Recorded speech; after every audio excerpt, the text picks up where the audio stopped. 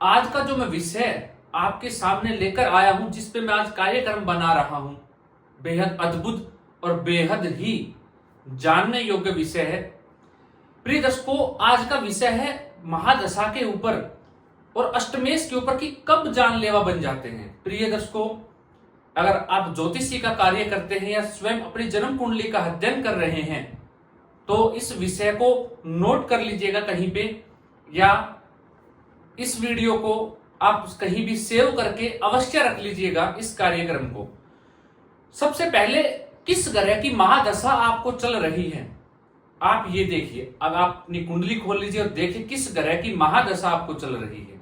अब जिस ग्रह की महादशा आपको चल रही है उसका ही प्रभाव आपके जीवन काल में पड़ेगा, आप ये जानते हैं।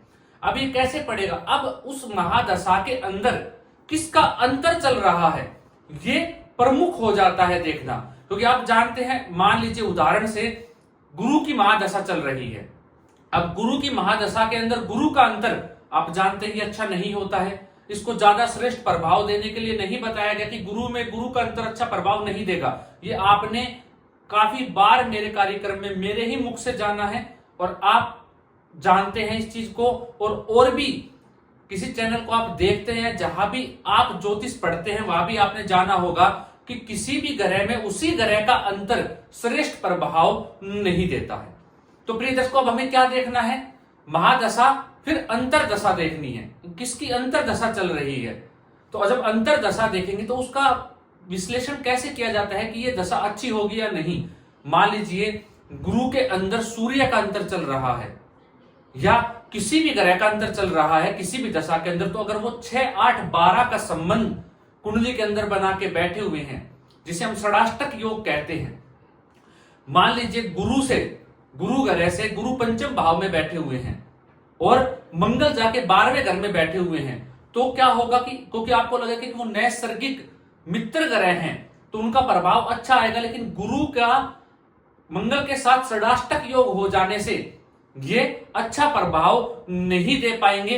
इसके महादशा में मंगल का अंतर गुरु की महादशा में श्रेष्ठ प्रभाव नहीं दे पाएगा। प्रिय दर्शकों, आप जानते हैं पंचम नवम का संबंध श्रेष्ठ संबंध माना गया है, केंद्र का संबंध श्रेष्ठ संबंध माना गया है। अगर आपकी कुंडली के अंदर किसी भी ग्रह की महादशा चल रही है, उनका पंचम नवम का संबंध है, केंद्र का संबंध है, 3-11 का संबंध है, तो श्रेष्ठ माना गया है। और षडाष्टक योग बना हुआ है महादशा का अंतरदशा के बीच में, उन दोनों ग्रहों का षडाष्टक योग है, तो ये श्रेष्ठ नहीं माना गया।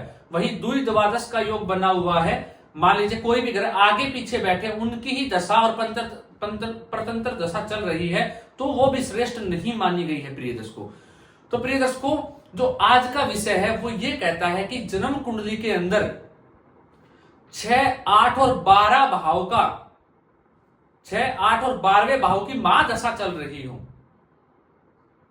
महादशा चल रही हो। उससे पूर्व मैं आपको एक चीज और बता देता हूं, एक सूत्र। प्रिय दर्शकों, आप ये नोट कर लीजिएगा, अगर शनि में मंगल का अंतर हो अथवा मंगल में शनि का अंतर हो अथवा मंगल में राहु का अंतर हो अथवा राहु में मंगल का अंतर हो या शनि में राहु का अंतर हो या राहु में शनि का अंतर हो या राहु में केतु का अंतर हो, ये सब मैं महादशा बता रहा हूं, या राहु में गुरु का अंतर हो या गुरु की महादशा में राहु का अंतर हो, तो ये आपको सदैव कष्ट देने वाला रहेगा। ये जो योग बनेंगे आपको सदैव कष्ट, परेशानी और मुसीबत ही आपके जीवन में सदैव लेके आते रहेंगे। जब भी इन दशाओं में इनका अंतर आएगा आपको कष्ट का सामना करना पड़ेगा। अपनी कुंडली के अंदर आप नोट कर लीजिएगा इस टाइम को और अपने दिमाग में या कहीं लिख लीजिएगा कि ये जब भी ये अंतर आएगा कुंडली के अंदर, कोई भी महादशा चलेगी उसमें ये अंतर आएगा तो ये आपको कष्ट ही देने वाला होगा। अब प्रिय दर्शकों, बात यहाँ पे ये है, जो आज का सूत्र कहता है वो ये कहता है कि आपकी जन्म कुंडली के अंदर 6, 8 और 12 इन भावों की महादशा चल रही हो, 6, 8 और 12 भावों की महादशा आपकी कुंडली के अंदर चल रही हो और इसके अंदर कहीं शनि का अंतर, राहु का अंतर, सूर्य का अंतर या मंगल का अंतर आ जाए तो ये आपको कष्ट देने वाली रहेगी, बाधा देने वाली रहेगी, मुसीबत आपके जीवन में खड़ी करने वाली ये दशाएं बन जाएंगी। मान लीजिए आपकी कुंडली के अंदर षष्ठ भाव की महादशा आपको चली हुई है। अब जो षष्ठ भाव की जो महादशा चली हुई है, इस महादशा के अंदर शनि, राहु, सूर्य या मंगल का अंतर आ जाता है, तो ये चोट चपेट, दुर्घटना, एक्सीडेंट की नौबत आपके जीवन में ले आएगी, दुर्घटना की संभावना बढ़ा देगी। अब अष्टम भाव की महादशा चली हुई, इन्हीं ग्रहों का अंतर आ जाए तो व्यक्ति के जीवन काल में इतनी परेशानियां बढ़ जाती है कि मुसीबतें खत्म होने का नाम ही नहीं लेती।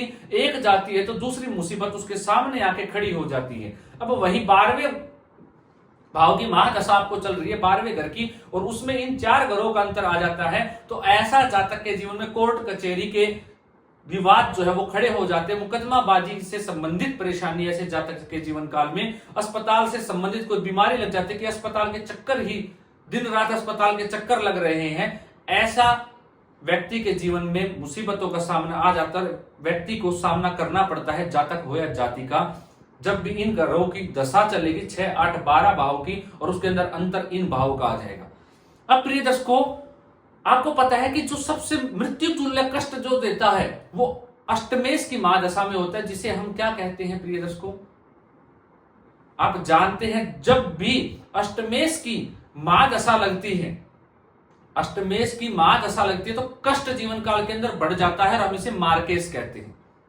हम इसे मार्केस कहते हैं कि भाई मार्केस की दशा लग गई तो मार्केस के अंदर परेशानियां, मुसीबतों का सामना व्यक्ति को करना पड़ता है।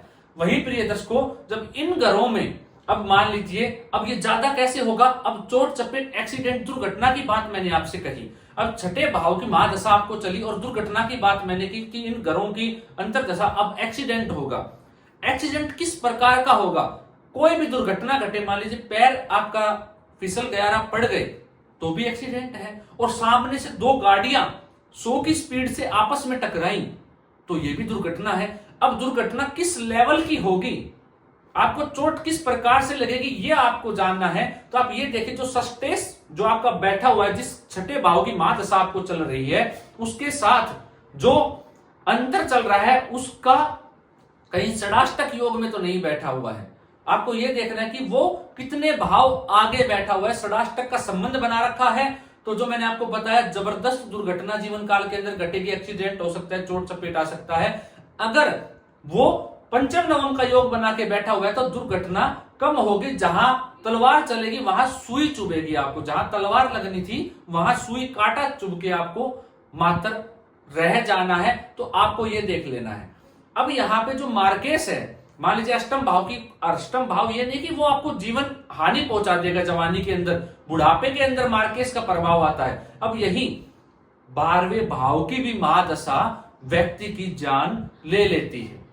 यहां अष्टमेश ही नहीं लेता, यहां जब 12वें भाव की महादशा जीवन काल के अंदर चलती है, द्वादश भाव की महादशा चलती है, और वो आपके जीवन के लास्ट में चलती है। मान लीजिए 60 के बाद आपकी कुंडली के अंदर महादशा आपको आती है 12वें भाव की, तो वो भी जानलेवा होती है और वो मार्केस की तरह ही काम करती है। आपकी जान जो है वो तक वो ले सकती है प्रिय दर्शकों। तो प्रिय दर्शकों, आपने जाना कि कब किस ग्रह की महादशा आपको कष्ट और परेशानी देती है, कब किस ग्रह की महादशा कष्ट, उसका अंतर जब आता है कष्ट और परेशानी देंगे। आप इनको नोट कर लीजिएगा, और अगर आपके पास जन्म कुंडली बनी बनाई रखी है तो उसपे कहीं ना कहीं हाईलाइटर से आप हाईलाइट कर दीजिए कि ये जो समय आएगा ये कष्टदायी रहने वाला है, परेशानी देने वाला है। क्यों? क्योंकि 12वें घर की जो महादशा मैंने आपको बताई वो इसलिए आपको कष्ट देगी क्योंकि वो लग्नेश से 12वां है। तो लगन का व्यय, लगन कौन? आप स्वयं, तो आपके सारे शरीर का व्यय करवा देगा।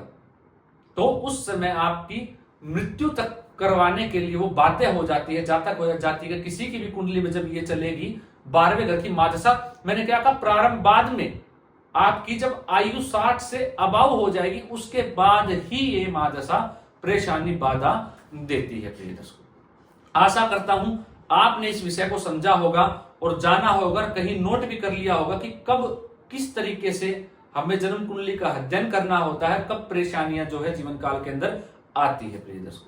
निवारण के लिए मैंने बहुत से वीडियो बनाए हुए हैं, कार्यक्रम बनाए हुए हैं, जिसमें मैंने उपाय भी बताए हुए हैं क्या करना चाहिए। अगर आप चाहते हैं कि मैं हर ग्रह से संबंधित आपके लिए उपाय लेके आऊं कि इस ग्रह की महादशा में इसका अंतर चल रहा है, वो आपको परेशानी दे रहा है, तो क्या आप उपाय करें, तो आप कमेंट कर दीजिएगा, मैं वो कार्यक्रम भी आपके लिए बना दूंगा। प्रिय दर्शकों, आज के लिए इतना ही, इजाजत दीजिए, मुझे मिलता हूं कोई नया अद्भुत कार्यक्रम लेकर। नमस्कार।